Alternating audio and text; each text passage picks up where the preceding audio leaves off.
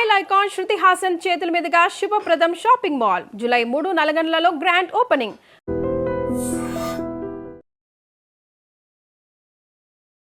నమస్కారం, welcome to I dream.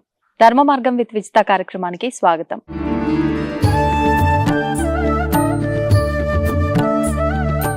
నమస్కారం అండి. జై శ్రీరామమ్మ. జై శ్రీరామ్ అండి. దాదాపు ప్రతి ఒక్కరూ కూడా వారాన్ని బట్టి దేవతారాధన చేస్తూ ఉంటారు నిత్యం. అవునండి. సోమవారం అంటే శివుడికి అని, అట్లా ఒక్కొక్క వారం ఒక్కొక్క భగవంతుడి కోసం కేటాయించబడింది అని చెప్పి విశ్వసిస్తున్నారు. అదే విధంగా ఆరాధన కూడా చేస్తున్నారు. అసలు నిజంగా శాస్త్రంలో ఈ భగవంతుడికి ఈ రోజు ఆరాధన అని చెప్పబడిందా? మనం కరెక్ట్ గానే ఫాలో అవుతున్నామా? వాటన్నిటి గురించి తెలియజేయండి. తప్పకుండా అమ్మ. ప్రతి వారానికి కూడా వారాద్ ఆయుష్యవర్ధనం అని అన్నారు అన్నట్టు. కాలమే భగవంతుడి స్వరూపం కదా మనకు. ఈ వారాలలో ఏమిటి అంటే వారాన్ని స్మరించడం ద్వారా మనకు సంస్కృతంలో వచ్చేసరికి సోమవారం అని ఉన్నది కదండి. ఇందు వాసరే అంటారు. ఇందు అంటే ఏంటిది? చంద్రుడికి సంబంధమైనటువంటి రోజు. మంగళవారాన్ని భౌమవాసరే అంటారు. ఇలా వారానికి అధిష్టాన దేవతలు ఉంటారు అన్నట్టు. ఖచ్చితంగా సోమవారం రోజు పరమేశ్వరుణ్ణి ఆరాధించాలి. శివుడు చంద్రశేఖర చంద్రశేఖర చంద్రశేఖర పాహి మాం, చంద్రశేఖర చంద్రశేఖర చంద్రశేఖర రక్షమాం. అలా పరమేశ్వరుణ్ణి పంచాక్షరి. పంచాక్షరి అంటే నమశివాయ.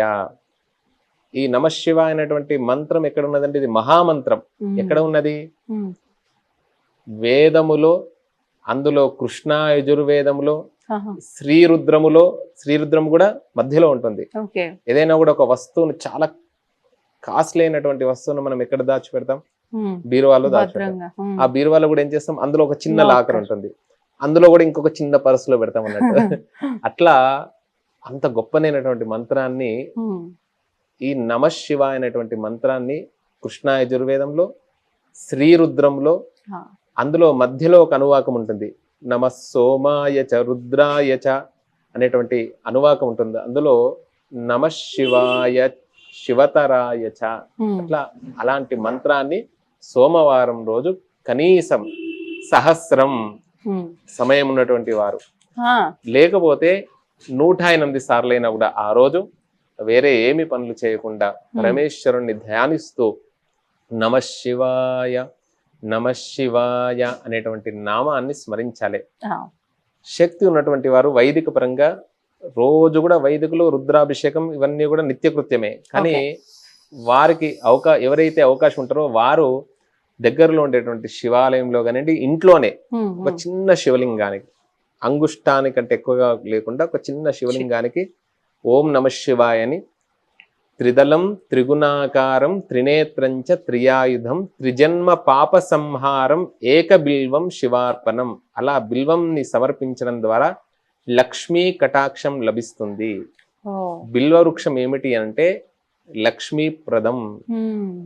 స్తవ వృక్షోథ బిల్వ.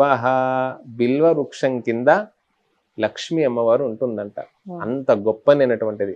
ఇప్పుడు ఉత్తర భారతదేశం, మధ్యప్రదేశ్ వెళ్తే మారేడు కాయల యొక్క జ్యూస్ ఇస్తుంటారు. అంటే ఇది సైంటిఫిక్ గా కూడా చాలా ఆరోగ్యం. షుగర్ కానివ్వండి, బీపీ కానివ్వండి కంట్రోల్ కావాలంటే ఆ శివుడి మీద అర్చించినటువంటి బిల్వాల్ని మరల తీసి వాటిని పాడైన అవసరం లేదు, మనం నీటిలో ఉంచేసి తాగేయచ్చు. లేకపోతే చూర్ణని తీసుకొని లోపలికి తీసుకోవడం ద్వారా ఇటు ఆధ్యాత్మికంగా, ఇటు ఆది భౌతికంగా శరీరానికి రక్ష, మనస్సుకు రక్ష. పరమేశ్వరుడు యొక్క ఆరాధన. చేతులారంగ శివుని పూజింపడేని అన్నారు కదా. అలా సోమవారం పరమేశ్వరుణ్ణి, మంగళవారం రోజు సుబ్రహ్మణ్యేశ్వర స్వామి. మనలో అప్పుడప్పుడు కూడా బుసబుసలు కొడుతూ ఉంటారన్నట్టు. అంటే అధికమైనటువంటి రక్తపోటు అంటారు కదా, బీపీ, ఇవన్నీ కూడా. అందుకనే మంగళవారం, శనివారం చాలా నిష్టగా ఉంటారు చాలా కుటుంబాలు కూడా. ఎందుకు అని అన్నారంటే సుబ్రహ్మణ్యేశ్వర స్వామి ఆరాధన చాలా విశేషం. నాగారాధన కూడా అంటారు అన్నట్టు. ప్రతి దానికి కూడా మా కులదేవత తెలియదండి అని అంటే సుబ్రహ్మణ్యేశ్వర స్వామి ఆరాధన చేయమన్నారు. ఎందుకంటే వెంకటేశ్వర స్వామి ఎక్కడి నుండి వచ్చారండి? ఉద్భవించారు వాల్మీకంలో నుండి, పుట్టలో నుండి. రాముణ్ణి తీసుకోండి, అమ్మవారిని తీసుకోండి, గణపతికి నాగయజ్ఞోపవీతం అన్నారు. ప్రతి దేవతామూర్తి కూడా నాగ సంబంధంగా ఉంటుంది. అలా మనలో ఉండేటువంటి అంటే ఆరోగ్యం కావాలి అనుకునేటువంటి వారు మానసిక ఆరోగ్యము శారీరక ఆరోగ్యం బాగా కోపం వస్తే ఏమవుతుందండి బీపీ పెరుగుతుంది. బీపీ పెరుగుతుంది, అనవసరంగా వైద్యులకు ఖర్చు పెట్టాల్సి వస్తుంది. అది మనం కంట్రోల్ చేసుకోవచ్చు. మంగళవారం ఎక్కువ గొడవలు ఎక్కువ ఇబ్బందులు కూడా మంగళవారాలే వస్తాయి. మనకు సంబంధం లేకుండా కూడా ఒక్కసారే మంగళవారం రోజు తెలియకుండా కుటుంబాలలో గొడవలు అవుతుంటాయి మంగళ శనివారాలు. అందుకనే మంగళవారం రోజు సుబ్రహ్మణ్యేశ్వర స్వామి ఆరాధన. ఆ రోజు సుబ్రహ్మణ్యాయ నమః, స్కందాయ నమః, చాలా గొప్ప క్షేత్రం ఉందండి తమిళనాడులో. గొప్ప క్షేత్రాలు ఇట్లనో ఆ తమిళనాడులో 6 పడై వీడు అని 6 కడపలు అన్నట్టు, ఇక్కడ మనకు భాగ్యనగరంలో స్కందగిరి ఉంది. అవకాశం ఉంటే మంగళవారం రోజు మీ ఇంట్లో ఆ రాహుకాలంలో దీపారాధన అంటారు. అవకాశం ఉన్నటువంటి వారు స్కందగిరి దేవాలయం, లేకపోతే మంగళవారం రోజు సుబ్రహ్మణ్యేశ్వర స్వామి వారిని స్మరించినటువంటి వారికి చాలా జయం జరుగుతుంది. స్వామి నజానామి శబ్దం నజానామి చా పద్యం నజానామి చార్థం నజానామి గద్యం చిదేకా షడాస్య హృదిద్యోతతేమే ముఖాన్నిస్సరంతే గిరశ్చాపి చిత్రం అని అంటారు అన్నట్టు. మురుగన్ అని అంటారు. మురుగన్ అంటే అందగాడు అని అర్థం అన్నట్టు సంస్కృతంలో. ఆయనను మురుగన్ అంటారు. వట్రివేల్ మురుగనొక్క హరోం హర అంటారు. అంటే ఆ శక్తి ఆయుధాన్ని ధరించి ఉంటారు స్వామి. అలాంటి శక్తిని మనకు సుబ్రహ్మణ్యేశ్వర స్వామి ఆరాధన చేస్తే అనుగ్రహం లభిస్తుంది. మంగళవారం సుబ్రహ్మణ్యేశ్వర స్వామి ఆరాధన అంటే మొత్తం ఉదయం అంతా చెప్పలేదు. ఆ రోజు ఉదయం లేచిన సమయంలో కనీసం 24 గంటలలో గంట సేపు, మాకు గంట వీలు కాదండి, ఒక్క అరగంట ఆరాధన చేయండి. అంటే అందరికి ఒకటే రుచించదు. ఇప్పుడు రోజు ఒకటే పప్పుతోని ఒకటే దానితో తినం కదా మనము. కాబట్టి అలా ఒక్కొక్క రోజు ఒక్కొక్క ఆరాధన చేస్తూ ఉంటే ఇవన్నీ కూడా మనకు షణ్మతాల్లో ఉన్నటువంటివే, ఆ జగద్గురువులు అనుగ్రహించినటువంటివే. బుధవారం రోజు వెంకటేశ్వర స్వామి. అవునా? వెంకటేశ్వర స్వామి విష్ణువు, బుధుడికి అధిష్టాన దేవత అంటారు. విష్ణువు నారాయణ, ఆ విష్ణు సంబంధమైనటువంటి దేవత ఆరాధన చేస్తే చాలా విశేషం. తర్వాత గణపతిని కూడా ఆరాధించవచ్చు బుధవారం రోజు. విశేషంగా బుధవారం రోజు ఆ మహాగణాధిపతిని సుజలం సుఫలం సస్యశ్యామలం, గణపతికి ఇష్టమైనటువంటివి ఏమిటి అండి? గరిక. మనకి ఎక్కడ ఉంటే అక్కడ ఉంటుంది. దానికి చాలా దూర్వా అంటారండి, దూర్వా రోహంతో. ఆ విధానంగా దూర్వలతోని గణపతికి ఆరాధన చేస్తే అనుగ్రహం లభిస్తుంది. గం గణపతయే నమః అనేటువంటి నామాన్ని ఒక 108 టైమ్స్, లేదండి కనీసం 11 సార్లన్నా చేయండి. ఉదయం లేవగానే వారిని వీరిని తిట్టే బదులు, వారితో వీరితో మాటలు పడే బదులు కనీసం అన్ని వదిలిపెట్టేసి ధ్యానం చేయండి. ఇవన్నీ చేసుకుంటూ వెళ్తూ ఉంటే ఏమున్నా కూడా 50 సంవత్సరాల వరకు నువ్వు అలవాటు చేసుకుంటే తర్వాత ఇది అలవాటు అవుతుంది నీకు. 50 సంవత్సరాల తర్వాత నువ్వు కూర్చో, ధ్యానం కూర్చో, జపం కూర్చో అంటే ఎక్కడ ఉంటుంది మనకు? అంత్యకాలంలో మనం ఏ విధానంగా జీవనం సాగుతామో అప్పుడు కూడా అదే ఆలోచనలు ఉంటాయి. రోజు కూడా ఇదే జీవనం, పిల్లలు ఇదే పునరపి జననం పునరపి మరణం పునరపి జనని జఠరే శయనం ఇహ సంసారే బహుదుస్తారే అని కాకుండా అలా భగవంతుడి యొక్క ధ్యానం, ఇందులో ఉండేటువంటి ఒక తత్వాన్ని మంచిని మనం తీసుకోవాలి ఎప్పుడు కూడా. అలా గురువారం రోజు దత్తాత్రేయ స్వామి వారు, శ్రీ గురు దత్తాత్రేయ స్వామి వారిని ఆరాధించడం. ఆ రోజు మళ్ళీ ఏ రోజుకు ఆ రోజు వస్త్రాలు కూడా ఉన్నాయండి. కొంతమంది ఆ రోజు 7 వారాల నగలు అంటారు కదా, అట్లా ఉంటుంది ఖచ్చితంగా. చంద్రుడికి ఒకటి, తర్వాత కుజుడికి ఇప్పుడు 7 వారాల నగలు పంపించారు అని పూర్వం ఉంటుండే కదా. ఆ కుజుడికి సంబంధించినటువంటి ఒక రకమైనటువంటి పగడము, బుధుడికేమో ఎమరాల్డ్ చాలా కాస్ట్లీ. అట్లా గురువుకి ఇట్లా ఒక్కొక్క గ్రహానికి ఉంటుంది అన్నట్టు. వస్త్రం కూడా ఎల్లో అన్నట్టు. అట్లా ఆ రోజు అలాంటి వస్త్రాలు ధరించి చేసేటువంటి విధానం కూడా ఉంది. అట్లా గురువారం రోజు గురువు యొక్క అనుగ్రహం కావాలంటే శ్రీ గురు దత్తాత్రేయ స్వామి వారు. కలియుగంలో దత్తాత్రేయ స్వామి వారిని మించినటువంటి గురువు దైవం లేదండి. అలా శుక్రవారం రోజు ఎవరండి? శుక్రవారం అమ్మవారు, లక్ష్మీదేవి. ఆ లక్ష్మీదేవిని ఎవరైతే ప్రతి శుక్రవారం రోజు అందరూ కూడా శుక్రవారం రోజు శిరస్నానం చేస్తారు. ఇంకా మిగతా వారాలు ఉన్నా లేకున్నా కూడా కొంతమంది మిగతా అంటే ప్రత్యక్షంగా నేను పలకను గాని కొంతమంది ఆ రోజే ధ్యానము ప్రార్థనలు కూడా చేస్తుంటారు. వాళ్ళు బయట దేశాల్లో కూడా సుసంపన్నంగా ఉన్నారు. కాబట్టి అట్లా ఆ విధానంగా శుక్రవారం చాలా గొప్పనైనటువంటి రోజు, లక్ష్మీప్రదమైనటువంటిది. వందే వందారు మందారమిందిరానంద కందలం అమందానంద సందోహ సింధురం బంధురాననం అంగం హరేః. కనకధారా స్తోత్రం. శంకర భగవత్పాదుల వారు ఒక ఆవిడ దగ్గరికి భిక్షకై వెళ్ళిన సమయంలో ఆవిడ మొత్తం ఇల్లంతా కూడా వెతుకుతుంది.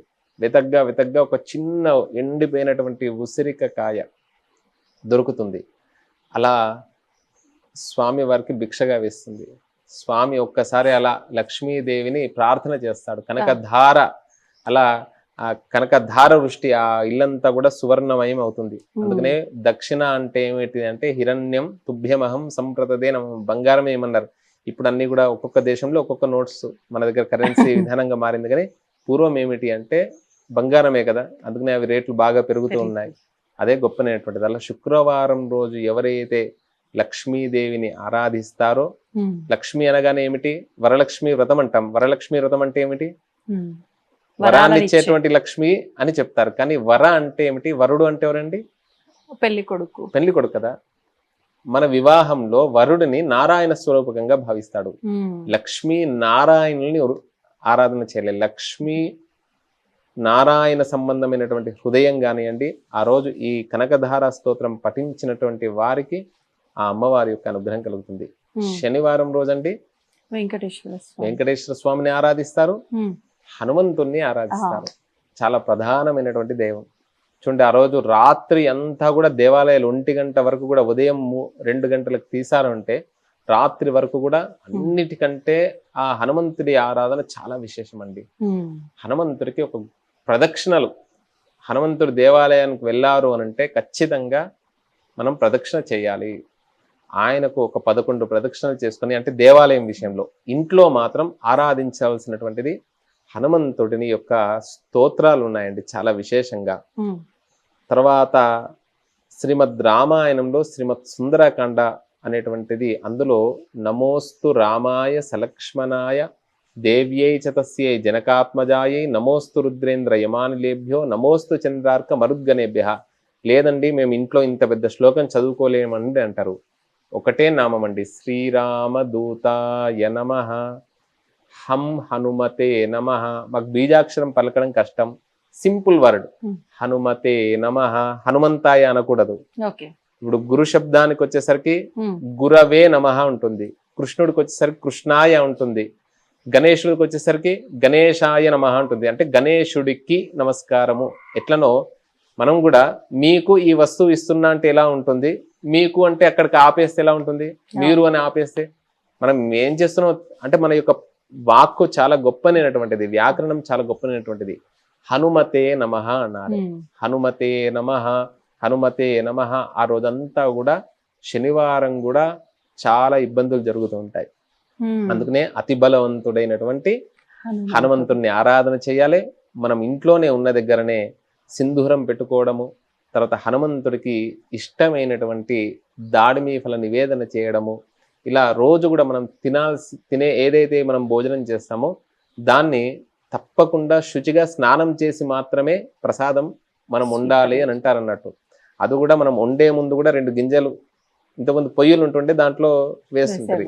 ఇప్పుడు గ్యాస్ స్టవ్ కాబట్టి అన్నం ఉడికిన తర్వాత ఒక 2 గింజలన్నా కూడా భూమి మీద వేయాలి అని అన్నారు. చివరికి ఛాయ్ తాగుతున్నా సరే ఒక్క నమస్కారం ఏది చేసినా కూడా భగవత్ అర్పితంగా చేయాలి అని అన్నారు.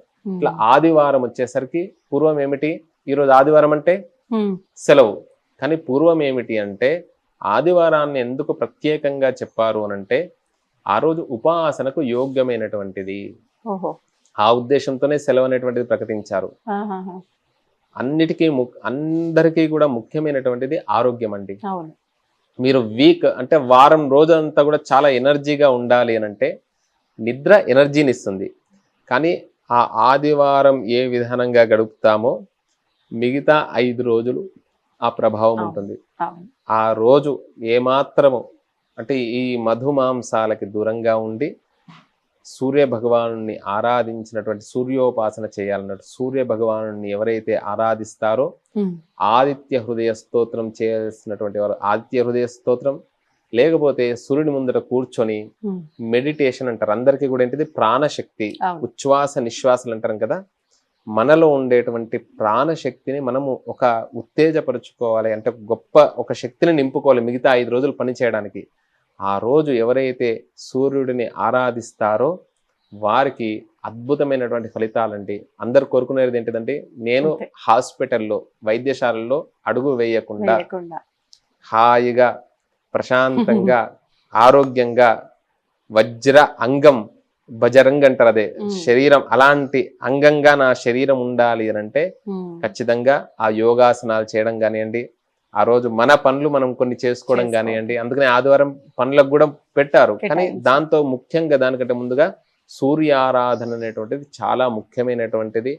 ఉదయము సాయంకాలం కూర్చొని ఆ సూర్య భగవాను స్మరించాలి. సాయంకాలం ఆదిత్య హృదయ పారాయణం చేయకూడదు. సాయంకాలం ఏమిటి అని అంటే, ఆదివారం రోజు సాయంకాలం రాహుకాలం ఉంటుంది 4:30 నుండి 6 మధ్యలో. ఎవరైతే దుర్గా స్తోత్రాన్ని కానివ్వండి, హనుమాన్ చాలీసా కానివ్వండి, ఒక్కరు కాదండి సామూహికంగా కలిసి చేసినటువంటి వారికి అతను పూర్ణాయుష్యుడు 120 సంవత్సరాలు అద్భుతంగా జీవిస్తాడు. 100 years గ్యారెంటీ. అట్లా అంత అద్భుతమైనటువంటి విధానంగా మనకు ఈ వారాల యొక్క మాహాత్మ్యాన్ని, నక్షత్రాత్ హరతే పాపం, అందుకనే కాలం ఎప్పుడు తెలుసుకుంటాం మనం? ఉగాది రోజే కదా. అవును, పంచాంగం ఒక్కొక్క వారం ఈ రోజు ఇతను అని మనకు ప్రత్యక్షంగా చెబుతూ ఉంటారు. నక్షత్రాత్ హరతే, నక్షత్రాలకు కూడా మహిమ ఉంది. నక్షత్రం వినడం ద్వారా పాపం హరించబోతుంది. యోగాద్రోగ నివారణం, యోగం చెప్పడం ద్వారా రోగ నివారణ అవుతుంది. కరణాత్ కార్య సిద్ధిశ్చ వారాదాయుష్యవర్ధనం తిథేశ్చ శ్రియమాప్నోతి. 15 తిథులు ఉన్నాయి, పాడ్యమి నుండి పౌర్ణమి వరకు, అమావాస్య వరకు. అలా తిథేశ్చ శ్రియమాప్నోతి అని చెప్పి వారాత్ ఆయుష్యవర్ధనం. ఇట్లా ఏ వారం ఏ రోజు మనం ఏ విధానంగా సాగించాలి అంటే, ఈ ఐ డ్రీమ్స్ ద్వారా అందరూ స్వామి ఈ విధానంగా చెప్పారని చెప్పి ఉదయం నుండి రాత్రి వరకు కాదండి. ఉదయం ఒక అరగంట సేపు నేను చెప్పినటువంటి దేవతా ఆరాధన చేయండి, అద్భుతమైనటువంటి ఫలితాన్ని పొందండి. ఈ ఐ డ్రీమ్స్ మాధ్యమం ద్వారా అందరూ కూడా భారతీయ సనాతన ధర్మం యందు అనురక్తి ఆసక్తి కలిగి వంశాభివృద్ధి, గోత్రాభివృద్ధి, అందరికీ కావాల్సినటువంటిది నెక్స్ట్ జనరేషన్ అని అంటుంటాం కదా. తనకు తాను ఎవరు జీవించరు భారతీయుడు, కాబట్టి తరతరాలు కూడా ఈ విధానంగానే జీవించాలి. భారతీయ సనాతన ధర్మం యొక్క వైశిష్ట్యతను తెలుసుకొని ఒక ఉన్నతమైనటువంటి గమనంతో సహా, మానవ జీవన గమనంతో సహా జీవిత లక్ష్యాన్ని పొందగలరని. జై శ్రీరామ్. జై శ్రీరామ్ అండి, ధన్యవాదాలు. తవ్వుతున్న శివలింగం సరే, దాన్ని అట్లా కప్పేసేయండి, చూపించదండి. Krishna is there. మూర్తి పూజ కాదు, సాక్షాత్ బ్రజేంద్ర నందన భగవాన్ ఉన్నారు మూర్తిలో. ఏమీ ఆశించకుండా ఆరాధించే వాళ్ళు కూడా ఉన్నారా ప్రభుజీ? నిజమైన భక్తి అంటే మనకు తెలియదు కాబట్టి